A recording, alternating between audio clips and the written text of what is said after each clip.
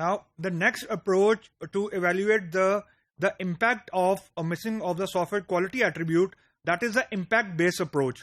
अच्छा, अब जो impact based approach है, इससे मुराद ये है कि डायरेक्ट और इनडायरेक्ट जो impact होता है, I mean in terms of the financial cost, उसके अलावा जो फैक्टर I mean जिन दो स्टेक होल्डर्स के ऊपर इम्पैक्ट आता है बिसाइड द कॉस्ट, वो बेसिकली आपके दो स्टेक होल्डर्स हैं. एक है कस्टमर, जिसको हम लोग इंडस्ट्री में क्लाइंट भी बोलते हैं.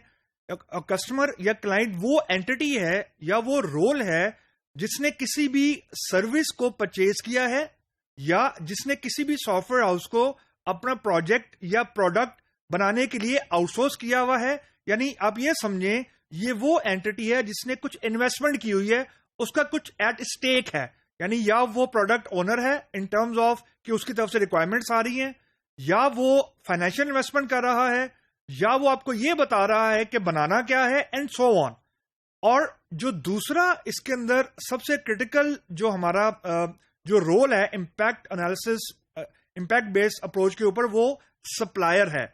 सप्लायर को हम लोग अगर बाय बुक जाएं तो हम लोग सप्लायर या वेंडर उस एंटिटी को बोलते हैं जो कस्टमर के बिहाफ पे किसी सर्विस को या तो इन हाउस डेवलप कर रहा होता है, आई मीन या वो सॉफ्टवेयर हाउस को रिप्रेजेंट कर रहा है, या उसने कस्टमर के बिहाफ पे उसने किसी और वेंडर से सर्विस परचेज की हुई है.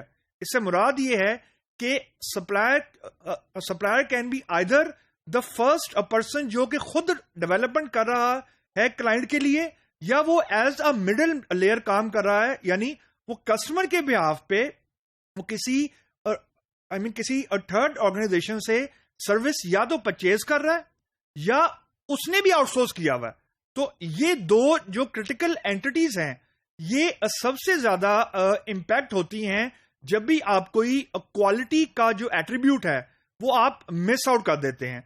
अब जो कस्टमर और सप्लायर का जो रिलेशनशिप है, ये इसलिए भी ज्यादा क्रिटिकल या इसलिए भी ज्यादा इंपॉर्टेंट आ जाता है. अब ये बात आपने दिमाग में रखनी है कि I am not talking about anything related to the finance. यानी मैं कोई फाइनेंशियल इंपैक्ट की बात नहीं कर रहा, तो आई एम जस्ट माइनसिंग आउट या I am just living out the financial impact.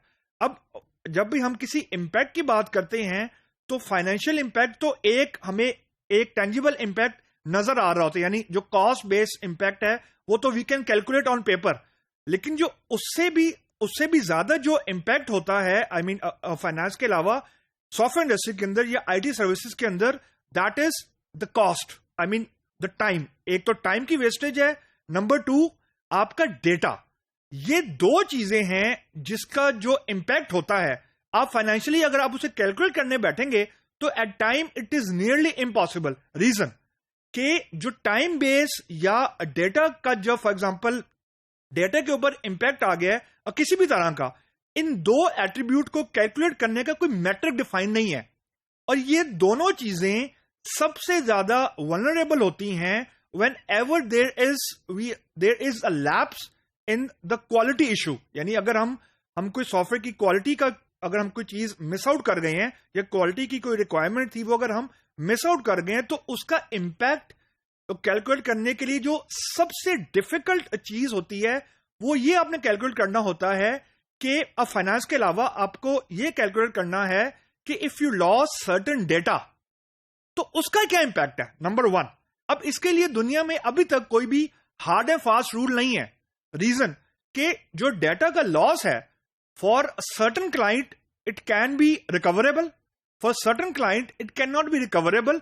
और उस डेटा की क्लाइंट के लिए क्या इंपॉर्टेंस थी, ये आप ऑन पेपर, यानी you can not just have in black and white कि 2+2 4 है, ऐसा कोई फार्मूला डिफाइन ही नहीं है आज तक. यानी ऐसा कोई फार्मूला डिफाइन हो ही नहीं सकता. यूं कह लें कि बहुत वेग टर्मिनोलॉजी है, number 1. Number 2, the amount of time of the customer और द वेंडर, वो आप जब इन्वेस्ट कर रहे हैं उसको कैलकुलेट करना बहुत मुश्किल है. रीजन, हर कंपनी का जो पर आवर रेट है रिसोर्स की अवेलेबिलिटी का, या वो हर कंपनी का जो रिसोर्स के ऊपर वो इन्वेस्ट कर रहा है, ऑब्वियसली वो डिफरेंट है. It will vary from company to company. तो ये दो फैक्टर हैं कि जिससे आप फाइनेंशियल कॉस्ट के अलावा, आई मीन कॉस्टिंग फैक्टर के अलावा जो चीज इंपैक्ट होती है वो क्लाइंट का टाइम और क्लाइंट का डेटा होता है जिसको कैलकुलेट करना बहुत मुश्किल होता है ऑन पेपर।